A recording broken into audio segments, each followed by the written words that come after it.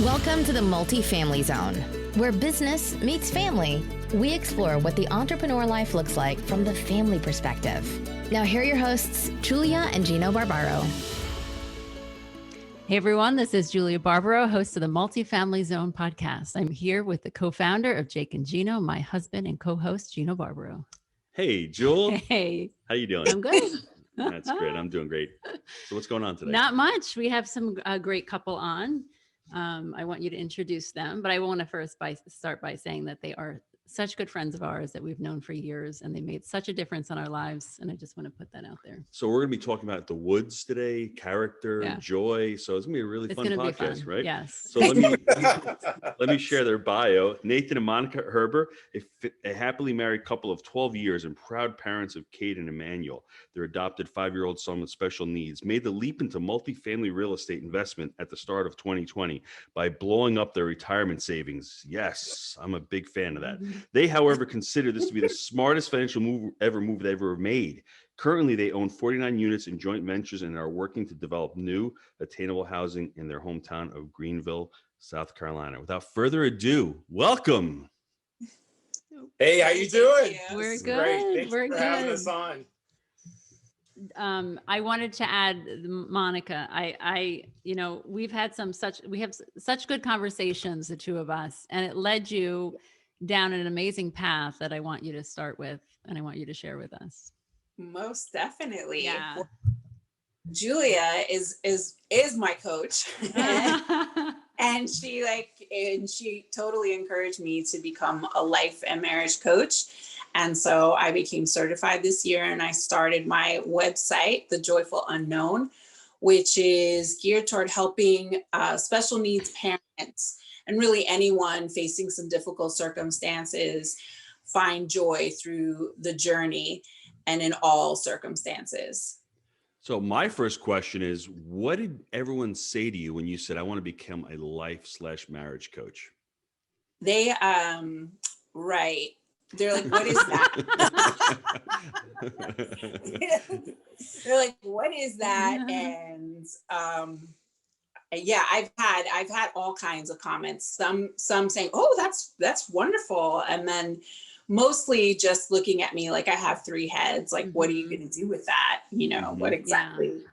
And it's been great. It's been, I think more than anything, it's helped me. I think more than anything, I just feel like things are clearer in my life, and I've never gotten so much done in such a small amount of time. Mm-hmm. I can't believe how much I've gotten done in just the last 6 months in a pandemic. That's crazy. So amazing. It really is. But Nathan, I want to know what you thought about it. And I want to know how your marriage and your life has changed. So a little preview. I'd be like, when things might be going a little off, the tracks a little bit, like, when's your next time you're talking to Julia? Uh-huh. So, do you have a session with Julia soon? So honestly, I always thought she'd be great at this. Yeah. Like when we moved down here, I mentioned it to her. I was like, I think you should become like a life coach. I mean, you have your acting background, you have your nursing background, you even got a degree in comparative literature. I mean, so you got all these skills, right, that you could totally put out there and help other people and impact their lives. So I was a total champion for her. He was. So let me give everyone a background on what really life coaching is. Monica and Julia and myself, when we coach other people, we're not there to tell them what to do. We're more of a sounding board, right? We're there to listen to them, and everyone has their answers deep within them. They may be afraid. They may not know it. They may be able to have to talk about it. So it's an amazing skill set to be able to listen to people, to be able to ask empowering questions, to be able to help people frame, their lives, let them take control, because sometimes, especially during the pandemic, we're all by ourselves. We're all alone in the dark, and we don't have anybody to turn to. But when you're able to pick up that phone and give Monica a call or give Julia a call, Julia really puts you on the spot. She really puts the feet to the fire. It's actually annoying. It can be a little annoying sometimes. It's annoying when you live with it. Yeah. Right? Yeah. But that's what we need, right? We want to call BS because everyone has the same amount of hours in a day. We have the same schedule. We can all make the excuses we want, but the word responsibility, being able to respond, is really important. And I think a coach holds your hand. They have a detached set to it, right? You can't be a family, person or a big friend, because they have a vested interest in it, right? They want to see you do great. They're not going to maybe challenge you, but Monica and Julia are there to challenge Well, you know what it is too, as a coach, you do see the potential in the person, especially after you get to know them a little bit. And that is exciting when someone else sees something so special in you. Then it's like, oh my gosh, all right, I have to do it, because I can't get on the phone with you next week if I don't do it. You know what I mean? So I have to say, like, I actually think that this pandemic is a perfect time to have a coach, because it's, what else are you going to do during this time except self-improvement? It's hard to make big moves when everything is kind of in a standstill, but there's no time like the present, and to start working on habits. I've been reading Atomic Habits, so I'm just like, I'm crazy about this book. I think it's amazing. Great book. And I just, there's no time like the present to start working on habits, on how to just become. I'm very much into coaching people into becoming the person that they want to be, and not so much about reaching a goal, because once you reach that goal, then what next? But once you become the person that you want to be, or you start becoming, it never ends. You keep becoming, and you're transforming constantly. So you've actually mentioned something that most people don't even think of. They don't even know the person they want to become, because they don't know what to focus on. So that's the first question, right? You need to flesh out your values. And from values, it's value-based decision making. And from values, you set goals. And goals are the results, right? That's what you're trying to achieve. What you're really trying to do is to become that person to hit that goal, whether it is to become a multifamily investor. So that's really important for people to understand. That's what coaching does for you. It allows you to learn those skills, implement them for yourself, and go, holy cow, that works for me. How can I show other people how to do this? Yeah. Now, Nathan, I'm gonna put some interesting spin on it, because this is usually your question. Now, Nathan, I know you're part of the Jake and Gino community, part of Wheelbarrow Profits. I want to know your thoughts on that, how it's changed. You're just, just your whole view on it. I want to know your take on it, because I love hearing you. Like, you just have such an interesting mind. So I like to hear what you say. Very kind. Give me more credit. So I always had that interest. I remember talking to you, I think it was back in 2016. I remember going with you, Gino, back in 2000. It was like 8 or 9. We had to pick up seafood for your restaurants. And you're like, man, Nathan, something's got to change. I remember watching that. So you both of you guys were a huge inspiration. Like, you are with like 5 kids at the time. 6 came along, and then it was 5. Yeah, 5. And then I saw you made that transition. I did have some limiting beliefs. I think in 2016, I did try to get a team together for Kansas City. It just didn't mature. We were also going through adoption, we had Caden at the time. We did. Yeah. Yes, we had Caden at the time. Yes. So we'll go into that a little bit more. I was also finishing my licensing exams, but when we made the move down here to Greenville, that was like, it was just destiny, right? I knew I wanted to do that. And I think surrounding yourself around community with like-minded individuals, and those that are wanting to make a better version of yourself and elevate you, I think it was just key. And that was the key. I have to say that's probably one of the biggest things that has changed for us this year.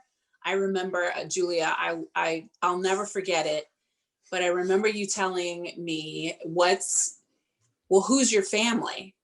And so I started rattling off like a bunch of other people than Nathan and my son, Caden. And you were like, whoa. Your family are Nathan and Caden, and stop right there. And everyone else is an extension of that. And so, I think that was such a limiting factor in all the decisions I was making. It was like I had to please all kinds of people and their expectations. in order to make any decision in my life. And so once that became very clear, then we've just gone. I mean, I can't believe, but it really, a lot of things have changed in just the last 6 months. So you guys are going to have to humor me for 30 seconds, because I was just mentioning to Nathan about the 7 Habits of Highly Successful People by Stephen Covey. And what you are mentioning, I think, is the circle of influence. Your circle of influence is your immediate family. When you don't have boundaries, and I am guilty of it also, right? I sort of escaped from New York, right? That's why I left New York, because my circle of influence was like too great. I was retired from the restaurant, yet they were pulling me back like the Godfather, right? You getting out, but they're coming out, and I couldn't say no like you, and I just didn't know how to escape it. And when you focus on your circle of influence, and that's what's really important, and those are your values, everything else starts to grow. And that really hit me. I was just reading the book the other day, and I'm quarter of the way through it. I recommend everybody to read that book. It's an amazing book. What book is it? Stephen Covey's book, The 7 Habits of Highly Successful People. Yeah. So it's an amazing book. Now you threw me off. The other thing that you guys started doing was, and everyone on this podcast was listening, they know the conventional wisdom doesn't work. What everyone else is doing out there, for most people, it might work, but for the people who are high level, who are listening to the podcast, who are part of the Jake and Gino community, what's conventional wisdom? Play small, save, do a 401k. That may work and that may not work. And I think having limiting beliefs about what everyone else is doing, that may work for them. Can you imagine, like, you told people a couple of years ago, you're moving down south. What was that reaction from your family? Because I want to really dive into that, because I'm sure people are on the fence right now going, should I move? I want to make a decision. I don't want to make people have that decision out of fear. I didn't make that decision out of fear. I actually sat on it for a while. I prayed. We went through it. We actually moved down here for a couple of months the year before. Then we came back. We made sure of it. So it's not one of those rash decisions. It's one of those things you sit upon. But what was the limiting beliefs? First Nathan and then Monica about moving down here. And then how did you make that decision? And how did you pull the trigger? Sure. So I'm originally from Indiana. So I moved to New York in 2006. Yeah, just right out of college. Yeah. And then I met this one 6 months later. And then, so that was a big shift, right? Coming from a small town, Indiana, to New York, and working in architecture. And then I don't know what it is. It's just something inside of you. You just felt things were just changing, just wanting something more. But it goes back to what you just said, like you didn't know what that was, what that identity was. And Monica, it was both on our heart. We were thinking about moving to Charlotte there for a while. Yes, I remember that. And then our lovely son, Caden, came along. We adopted him when he was 3 months. And we'll go into a little more, but he has special needs. So the schools in New York really it didn't meet the needs that he had. So we kept looking larger, Connecticut, then Pennsylvania, then even Chicago, and then Greenville. And we fell in love with the school. I was like, Monica, we're going to move. We are going to find a way. I know. So your family, we should go into your family. Right. Yep. So my family, well, when we first originally thought we want to leave New York, because we saw that we weren't going to be able to buy a home in New York, and we were renting for a very long time. And you rented your whole life. I've rented my whole life. I've never owned. And so we were thinking of, and all of our family was kind of urging us to buy something in New York. And we just saw that if we did that, we were just going to get stuck there, or we just found it was ridiculous to spend $500,000 to $700,000 on a two bedroom bungalow home with one bathroom. It just doesn't make sense. Whereas you could go, right. Whereas you could live, right. Whereas you could live in Charlotte for a $400,000 house, and you have like a mansion. So we just really liked that idea of moving. And then Caden came along. My family then decided that they wanted to move, and they wanted to get out of New York for separate reasons. And they actually had picked North Carolina as well. And they wanted us to live like basically in the house right next door to them. again, those boundaries. They wanted us to be right, and their plans were like seeping into our plans, where we put in an offer, and thank God it didn't go through. And then we ended up finding the school here because of Caden. We couldn't live where my family is living currently, and so we fixed on Greenville, and that's where we are. But Nathan, what was the trigger? What was the realization that you had to get, like, how did you do it? Like, walk me through, like, okay, you found the school, but there are steps in between there, finding the job, convincing your wife, all that. Yes. So, fortunately, I just completed my architecture registration about 8 months prior. So that's a big deal. Mm-hmm. I have like post-traumatic stress right now from taking any exams. I didn't know anybody down in Greenville. I didn't know anybody. So I was listening to your podcast at the time, and I started listening to a lot of those influencers that you had on the show. And I was like, you know what?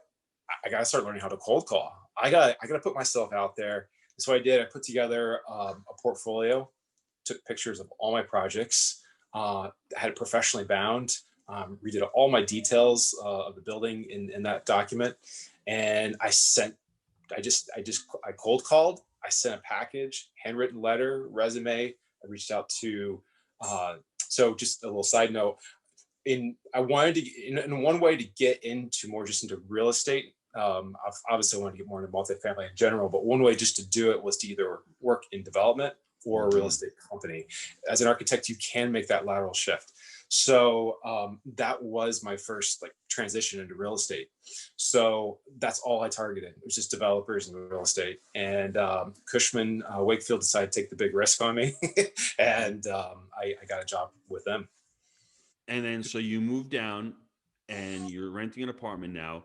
And how does it look now? Now let's just talk about, so it's amazing when you take that action, right? All of a sudden you're taking massive action, and there's so many other opportunities coming around. You're taking that education too. I mean, there's a lot of work that's involved. This is his building up his character. And Nathan, I want to go through the quote that he said. We're going to leave that for the next question, but let's discuss like now the future opportunities that are coming around. It was just about multifamily. Now you moved, you've got a great job.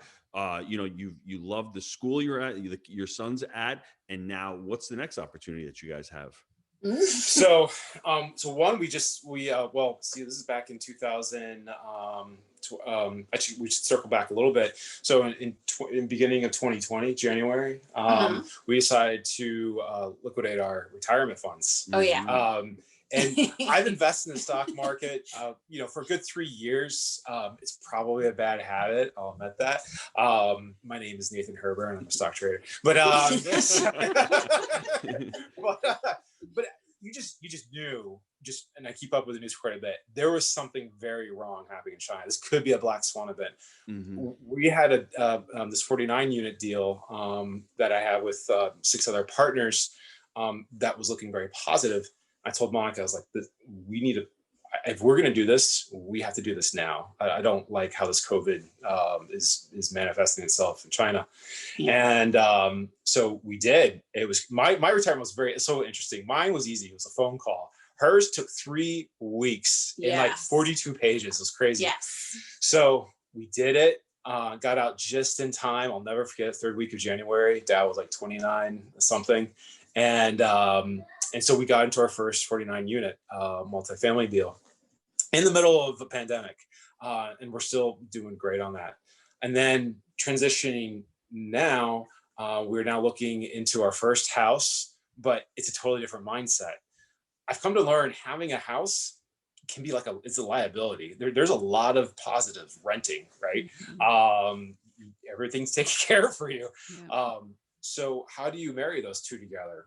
One way of doing it is house hacking. And the way we're going through it, it's called an FHA 2 or 3K loan, which basically allows you to roll in the construction costs into the home loan for 3.5% down. So we are almost one signature away on the seller side to getting this solidified. So I need to actually discuss The Richest Man in Babylon, the book, right? Because what you're doing is I think it's the fourth or the fifth cure is make thy home a profitable investment. It's amazing because you're going to put a second story on, like you said, you're going to rent that out for as an Airbnb. Yep. So it's amazing, coming from a W-2 mindset, right? Coming down, the holy grail of blowing up your 401k, actually at 29,000. I remember it dipped down to 24,000. So you lost 25, you'd save losing 25%, right? So all the money that you quote unquote spent on your education, right? It was an investment. You made that back 3 times just from selling it at the right time. The opportunity cost of not having that money, but putting that money into a deal and now having a totally different mindset and looking at it at an opportunity. It's not just a home, but a place where it can be self-sustaining. You can live in it for a year or 2, and then all of a sudden you can rent out the bottom and then just do it again, do another thing. So that to me has been the transformation from, a W-2 to that growth mindset to all of a sudden you're becoming, there's more of an entrepreneurial mindset. Congratulations. Yeah, no, it's great. And listen, Monica's been a huge support. Yeah, so all this. Tell them what Ivan, our realtor, said. So you're gonna laugh at this. So we met with our realtor today, and we've actually been good friends. You also have to describe this property. Yes, because it's rough. So our realtor Ivan, great guy. I've known him for a couple of years. We walked through the property. It is a stressful property. I mean, put your imagination there. It's there. And we walk outside and Ivan goes to Monica or to me and goes, "Nathan, you have a very understanding wife." He goes, I usually don't see this. So once again, I don't mean to cut you off. I'm sorry, but that's conventional wisdom, right? The conventional wisdom would be, let me walk away from that. The entrepreneur sees the problem and you have the solution, right? So that's how you're divorcing the two, right? So to me, that's really powerful, and understanding and having that open set of communication and knowing what you guys are striving for, to me is the power of the story right there. That's where, we call that a value add now. Years ago, that was called a distressed asset. Now it's called value add, but really it's distressed, but you're adding value and you're able to talk about each other, not say, this is crazy, and have her see the vision, paint that picture to her and say, this is the possibility, being able to live rent free. Yes. Tell us more about that. Because we all want to hear about that support from your wife. Oh, yes. So I was probably up way too late last night working on this. So I sketched it out. I was like, because I'm going to give this to the contractor. So I have this sketched out, what we want. I put this in CAD. I have the plans drawn. I know exactly what we want. And I showed this to Monica. I was like, this is what it could be. It fits our program. Caden's room could be next to our room. We can have an ADA bathroom for him to take showers in. All the doors can be ADA width. He has a little gym. So it still keeps our family room nice and clean. Don't have his equipment laying around everywhere. So this is our possibility. I know it sounds silly, but like the parking, how's that going to work? With renters or Airbnb and a wheelchair accessibility. They have a spot, right? So laying that out, just one, it keeps me at peace. It also reassures her, and then ultimately we're going to get better price from this because we're not leaving it to the contractor to make these decisions. That's awesome. Yeah, no, it's great that you have, you say it's silly, the parking, but it's important to get clear on what you're looking for, and you found what you're looking for, and you're detailing everything so that you're both on the same page, right? Which I think sometimes, we forget that we could do, is we can actually explain it. What are you looking at me for? Well, because sometimes we struggle with that. Love it. I love it.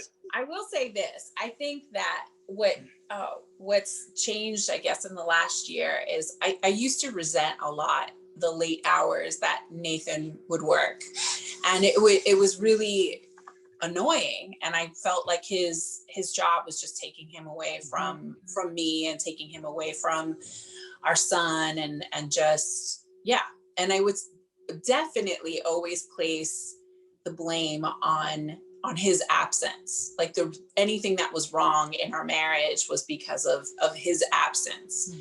And I really learned that actually is very untrue. And we probably have less time together, but I'm so much happier. And I know that you're definitely happier. And it just seems like we're both and we're both like vision focused now, for sure. We have a plan in mind, and so I know that the time that he's putting into his work is not out of selfishness. It's not out of getting away from me, but it's actually, we're both working towards something. So it's been wonderful. That's actually really, I'm glad that you I'm glad you pointed that out, because that's actually, it's very common in marriage. Yes. It's very common, and it's, you just explained it so well. So thank you for pointing that out. So my wife is thrilled when I'm not around, right? Is that what you're saying? So well, when you guys, sometimes.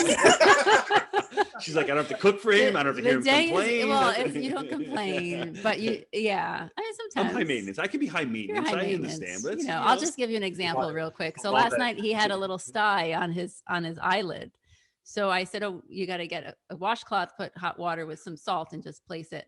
And he just stood there as if he had no idea or understanding of what that meant. So there I go and got it. And I walked over and I handed him the cloth. I put it on his eye. And then I waited for him to take it, and he didn't take it. So I'm holding it, and I placed his hand on top of it. He's like, "What are you doing?" I said, "I got to go finish the laundry." In my He's defense, like, "Oh, you want me to hold it?" I'm like, yeah. In my defense, I was playing dumbass with the kids. I was playing a board game with the kids. I can't do two things at once, so I needed her help, right? So when I say he's high maintenance, he's high maintenance. Yeah, but I give back. I mean, that's just a fun story. Julia, you just have healing properties in your hand. That's right. What he needed. Right. You wanted the Julia healing properties. See that? You see that? I know. Wow. Yes. That's awesome. I love that. Let's take a quick time out to hear from our sponsors, and when we come back, I want to really focus on those two phrases that we talked about previously. Hey, Wheelbarrow Profits family, are you struggling with ways of teaching your kids about money and financial literacy? Gino, I think we have something to help them. Tell them about it. We've been hard at work creating the Jake and Gino Youth Academy. The Academy takes a deep dive into good money habits, setting up a budget, investing, taxes, the difference between an asset and a liability, and so much more. This is a great opportunity to spend time with your children, to be their role model when it comes to money and investing, and learn how to set them on the right path to financial success. If you want more information on how you can become the next Youth Academy member, visit www.jakeandgino.com/education to begin your journey to financial freedom. As we like to say at Jake and Gino, people with financial intelligence can change the world for the better. And we're back. Nathan, you had talked about the woods and food and all that. Let's focus on that, because I love that. I love that analogy, and you know how it's really, I think, guided your life over the last couple of years. Yeah. So there was a time back in New York where everything was very stressful in our marriage. So Caden was diagnosed with cerebral palsy, and we didn't know what we had gotten ourselves into. It was just his dynamics. So that involves, he wasn't, developing as a normal child, which means not walking, not crawling. He later started getting seizures. Monica was stressed. I was stressed. Scared. And scared. I would say scared is like the biggest thing. I did, Monica alluded to, I did put late hours in New York, which was more just a byproduct of just New York. That's what work it is. Lifestyle, right? And work demands. But I remember being in church at St. Vincent Fair, and I remember Lord, what do I do? I was kind of at a loss, and the clearest thing I've ever heard in my life said, you know what, Nathan, sometimes you just have to go deeper in the woods to find the food, right?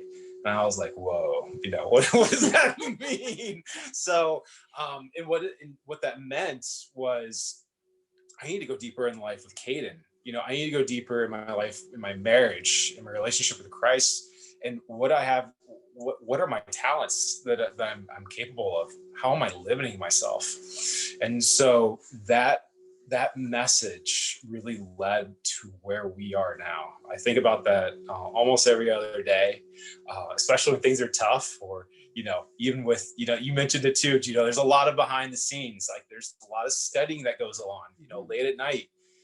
What are you doing? I'm going deeper in the woods. I'm finding the food. I'm finding the knowledge. I'm developing relationships. And that's what that message is meant to be.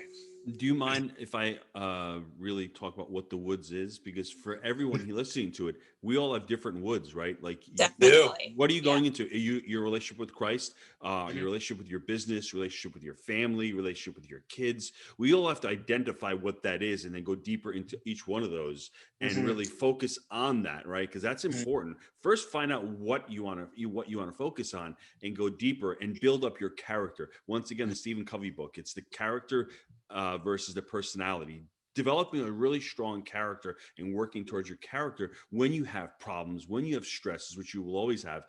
Like T. Harv Eker says, they could be a level 3 problem, but all of a sudden you've worked so hard on your character and your integrity and your ethics that a level 3 becomes nothing because you're at a level 8, right? It's another one of those. I love that. Yeah, that's great. Amen. I'll speak to that. I mean, I've come to realize that we're made for so much more than just an average life. I mean, if we were just called to have this average life, we would be satisfied pretty easily. But for whatever reason, we just don't, we in particular, the two of us and our characters or whatever our souls, whatever you want to call it, we're not satisfied with just a regular lifestyle. And I think what I was trying to fit in this box of what I was supposed to be satisfied with. I'm supposed to be satisfied with being a wife and mom.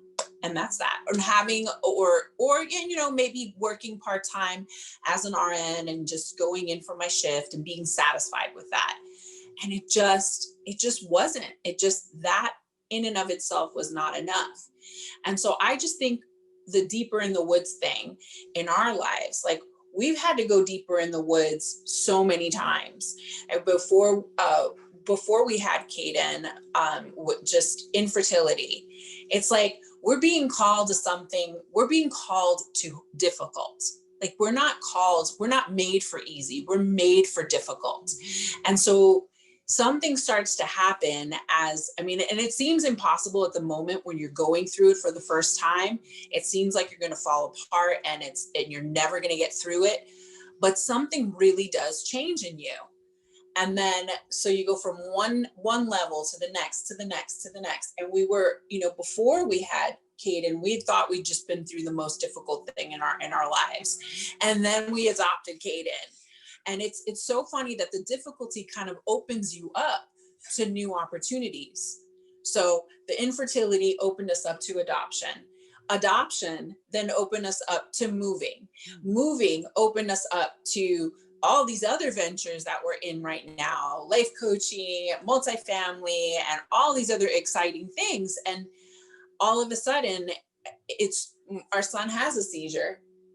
And sometimes these seizures can be pretty scary, and his life can be threatened. And it's so just what you said before, Gino, it's not that big of a deal anymore. And I'm not saying it's not a big deal. It is a big deal, but it doesn't ruin the rest. It doesn't ruin the rest of our day, because our time with our son could be limited. And so today is all we have. And so we're going to enjoy it, even if he's had a seizure. So there's a couple of things there also. First thing is, it's not that it can be just as big, but you know how to relate to it. We're all dealt the same deck of cards, right? We all have the same hand we're dealt with. Depending on how you respond to that is how your life is going to work out, right? I mean, like, you may have a bad hand, but how do you respond to that? How do you grow? And Tony Robbins says it, I think, eloquently. I butcher it like the way when he says it.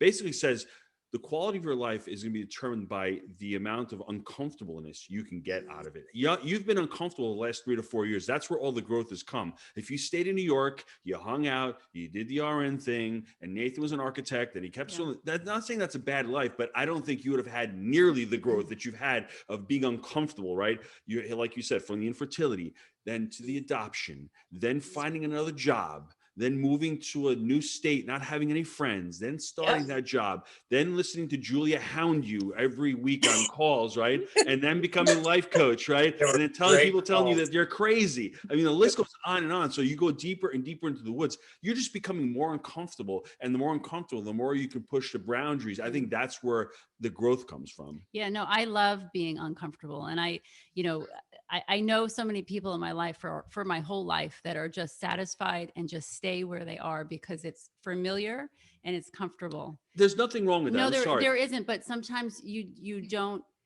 do what you're supposed to. No, the problem that comes in is then they start complaining about their situation, the circumstances. Yes. Well, I'm unhappy. Yes. That's fine. You can choose. You guys, we've all been talking about responsibility throughout this last 30-minute conversation. You guys were responsible. Mm-hmm. You took action. You took education, and you succeeded, and you're succeeding what you do. Most people sit on the couch, watch the news, and complain and go about their day, and they don't think about it. They're not even conscious of that, right? So that's important. Yeah, no. I that. You mean okay. to cut you off? That's but okay. I'm fired up now, baby. I know. I know you. It's all fun. It's true. It's important. Yeah. And the other thing I wrote down here: life is sacred, and I think, and we're all unique. We are all put on this earth for something special. We all have a unique gift. Finding out what that unique gift is and contributing is the most important thing that we can do with our lives. If we live in a life of abundance and not one of scarcity, I think that'll make you able to become more uncomfortable. You have to be uncomfortable in an uncomfortable situation to figure out what your gifts are. Because you know what I'm saying? Yes. Because yes. I would never be on this podcast if you didn't nag me to be on it. I'm just saying, like little things like that. So I'm going to share a story with everybody really quick. Oh, God. The first recording we ever did, I'm sitting there. I'm in my mom's basement. We're on the Movers and Shakers. What is it? Podcast number 3? Number 2. Number 2. Pictures. Yeah. Okay. Yeah. So I'm Movers down and there. Shakers. I'm rattling off. I don't know what I'm saying. Like, you're on the show 3 times a week. Sometimes you say dumb things, right? Well, I said something really dumb in that show. We're talking about my wife when she was younger. And I said that she was really lazy when she was younger.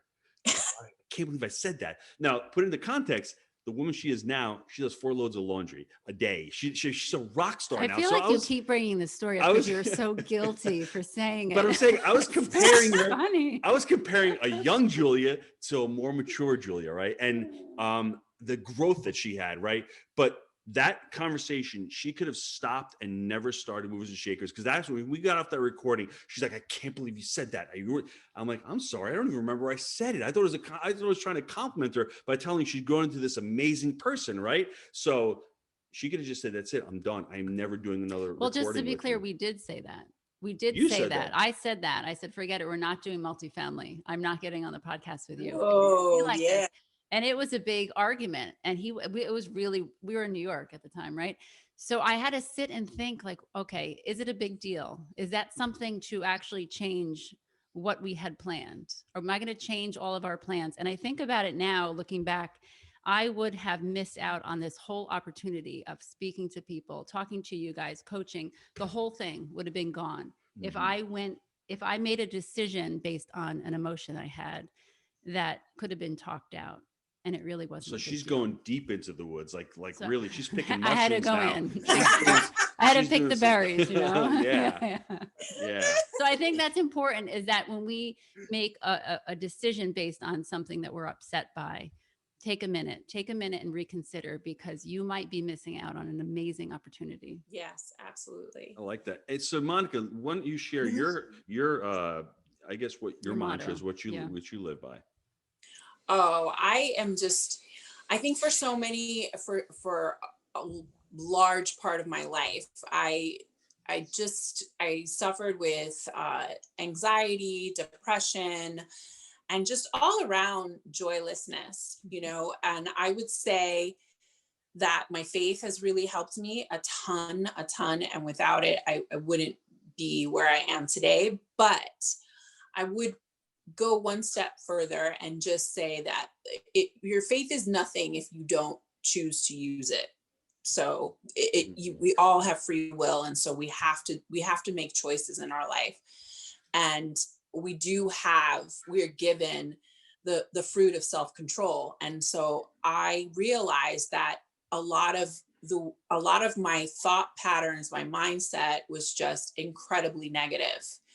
And so it's become like my mission in life to make joy a priority. So, and why joy? It's because it has nothing to do with how you feel. Happiness is, okay, that's a great byproduct of joy, of pursuing joy. But living joyfully is about choosing how to look at your circumstances. And that even if you are, like you said, dealt a really rough hand, your child is sick, you lose your job, a deal doesn't go through, you've got to take a look at what's in front of you that you can be grateful for. There's always something to be grateful for.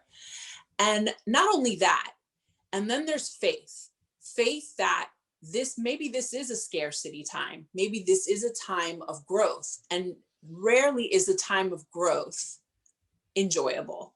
Or, it's you gotta stretch, you gotta go deep in the woods to find the joy. Yes. Because it's harder. And and we're about to kind of go into that too, because where we're about to live it's not our dream home. It's our first home, and it's in a little bit of a rougher neighborhood. But at the same time, I really do feel like it's a time of preparation for whatever's coming up next.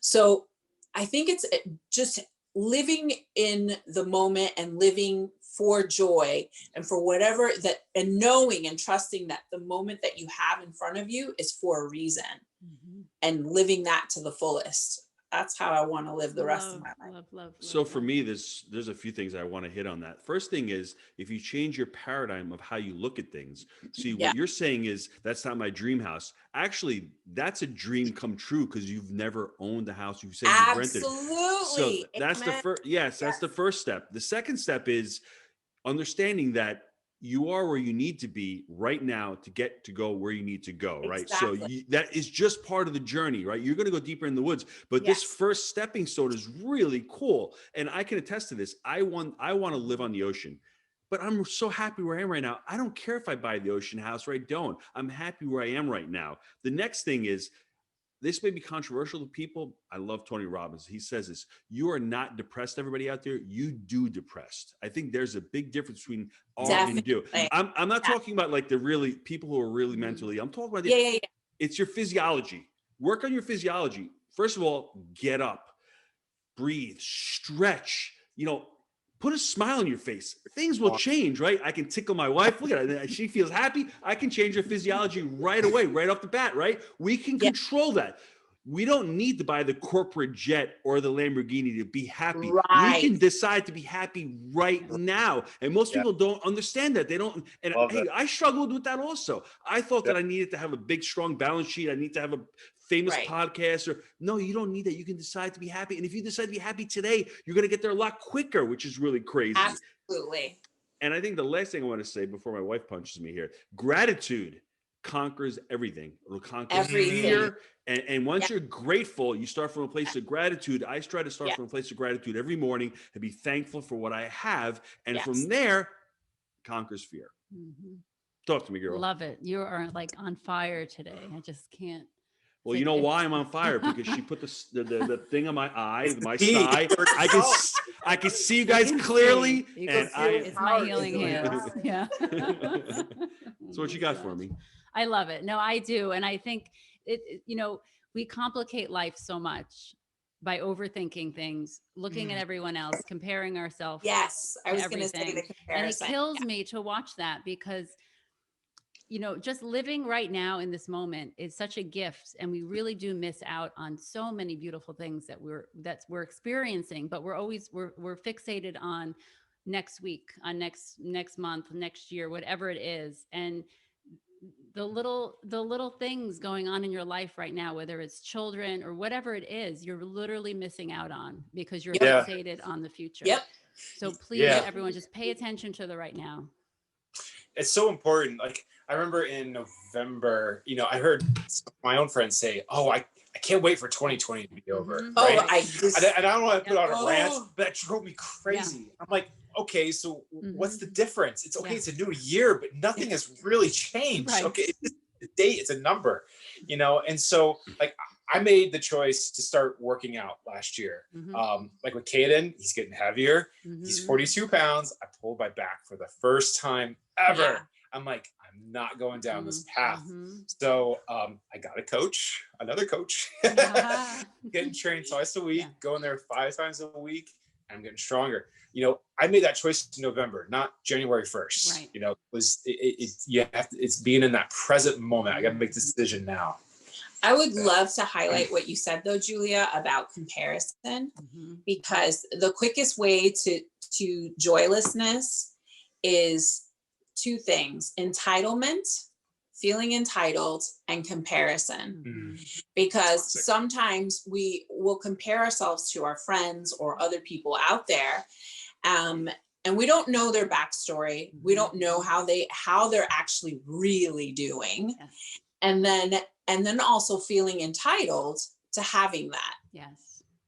And so, but if everything is a gift, truly everything is, I mean, he's a gift. He could be, this could have easily not happened, but like if, you know, and if he wasn't here, I mean, we're not guaranteed anything. So anything that we do have, we really just should honor it. It's like life is sacred. Yeah. If we hold it as such, how can you be unhappy? I am going to recommend another book called Mindset by Carol Dweck. It talks about the fixed mindset and the growth mindset. If you are comparing yourself to others all the time and looking at others, you're in a fixed mindset, right? You need to be judged by others and you get your worth by that. But if you're in the growth mindset, all you're doing is worrying about yourself. I mean, I always think of Michael Jordan, right? He got cut by, everyone knows the story, right? But he was always competing against himself. He was trying to be the best person that he could be every time he went out there. He had the growth mindset. He was constantly learning, constantly practicing. After he came back after his retirement, he lost a step. So he became a better defender. He got a better jump shot, whatever it may be, but he constantly kept growing. So if you're doing what Monica's saying, you're comparing yourself and you're looking at others, that may inspire you, motivate you. You can use that for your growth mindset. But if you're trying to do that for getting justification for what you're doing, stop doing that, because that's not serving you. You know, you made a good point that just in simple life, we're not all Michael Jordans out there playing basketball. Right. You know what I mean? But just as a parent, just as a wife, if I see someone that I'm like, wow, I could never live up to them. Here's the thought.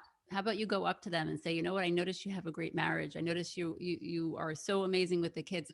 Right. Can you tell me about that? I want to know about that. What do you do? Give me some pointers, because sometimes we just have to ask the person, and maybe they can give us some information.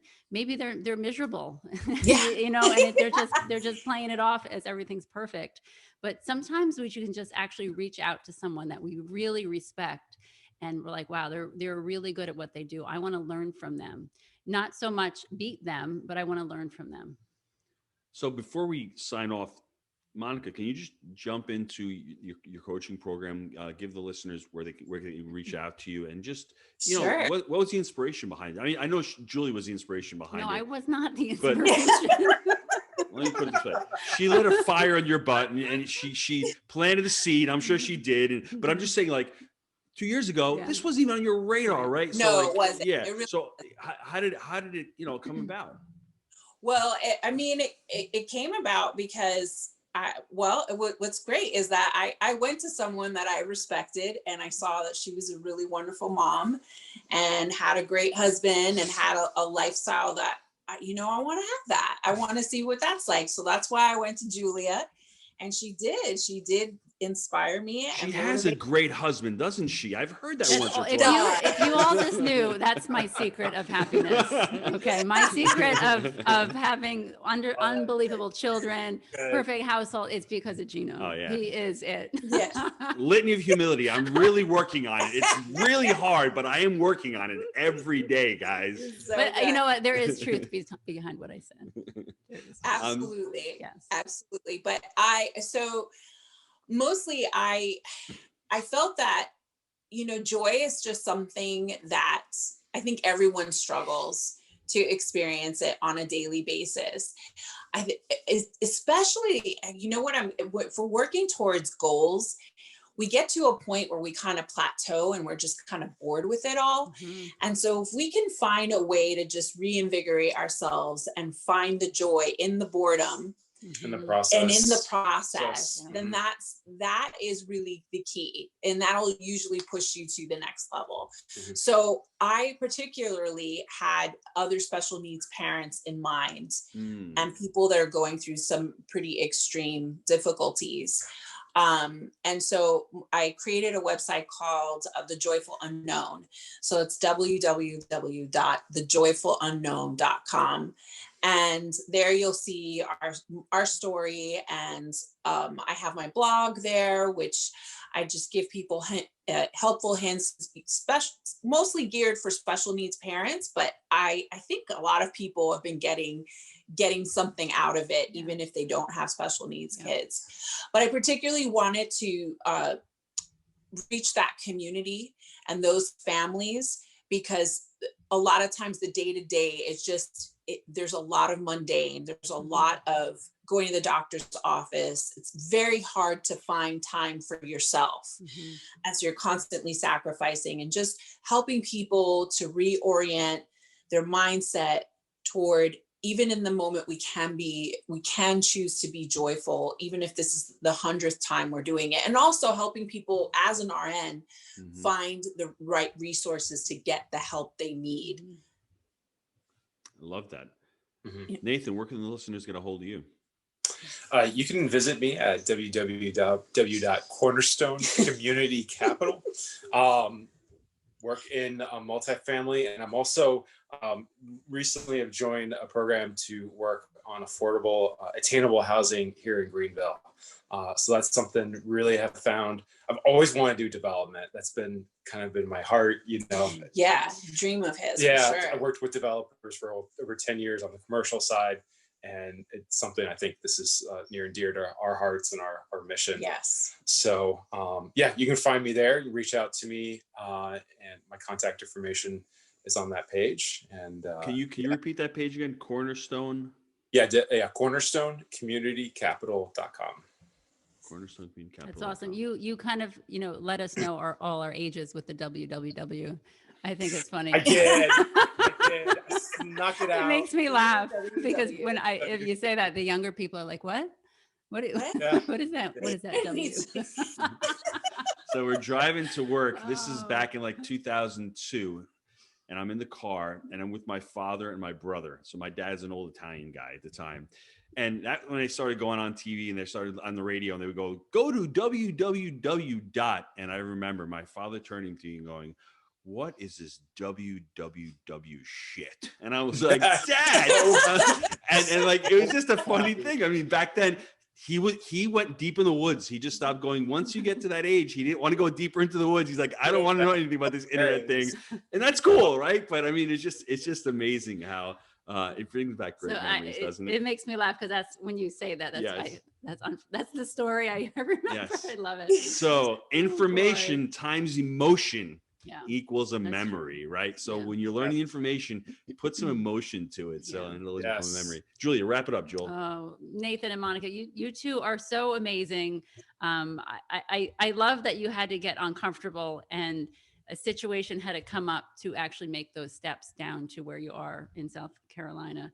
But we're on this big journey together and you found the joy in it. And I think that's really just incredible and beautiful. Thanks, guys, for being on.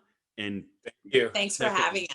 Thank you. Be sure to check out thejoyfulunknown.com, and we'll see you guys soon. Thanks, everyone. Bye-bye. See ya. Bye.